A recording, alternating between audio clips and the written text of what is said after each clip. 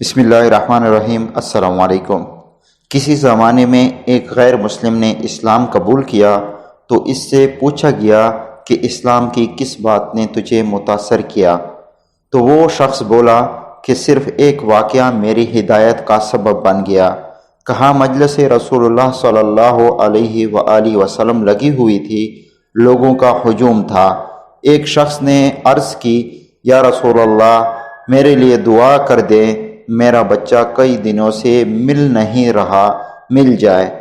قبل اس کے کہ حضور صلی اللہ علیہ وسلم کے ہاتھ اٹھتے، ایک شخص مجلس میں موجود تھا، کھڑا ہو گیا، حضور میں ابھی فلاں باغ سے گزر کر آیا ہوں، اس کا بچہ وہاں بچوں کے ساتھ کھیل رہا تھا۔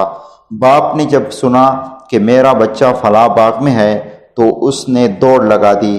آپ صلی اللہ علیہ وسلم نے فرمایا، اس شخص کو روکو، واپس بلاؤ۔ اس نے کہا، حضور آپ جانتے ہیں کہ ایک باپ کے جذبات کیا ہوتے ہیں؟ کہا، اچھی طرح سے آگاہ ہوں، لیکن تمہیں بلایا ہے، بلانے کا بھی ایک مقصد ہے۔ اس نے کہا، جی حضور ارشاد فرمائیے۔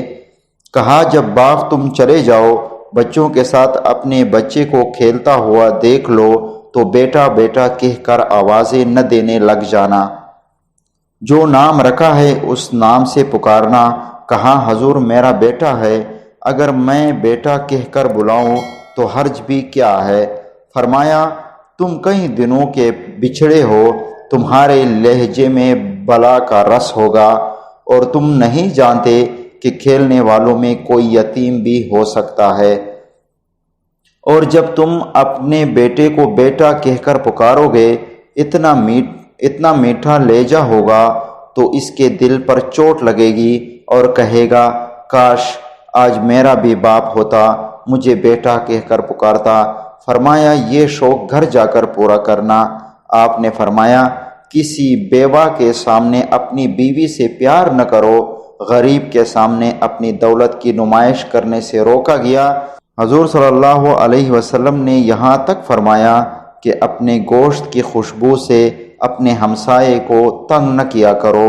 اس غیر مسلم نے کہا کہ حضور صلی اللہ علیہ وسلم کے اس واقعے نے کسی یتیم کے سامنے اپنے بیٹے کو بیٹا کہہ کر نہ پکارو، اس نے مجھے بتایا کہ اسلام کیا ہے۔ دوستو، اگر ویڈیو آپ کو پسند آئی ہے تو لائک اور شیئر اور کمنٹ میں صلی اللہ علیہ وسلم ضرور لکھیے۔ اللہ حافظ۔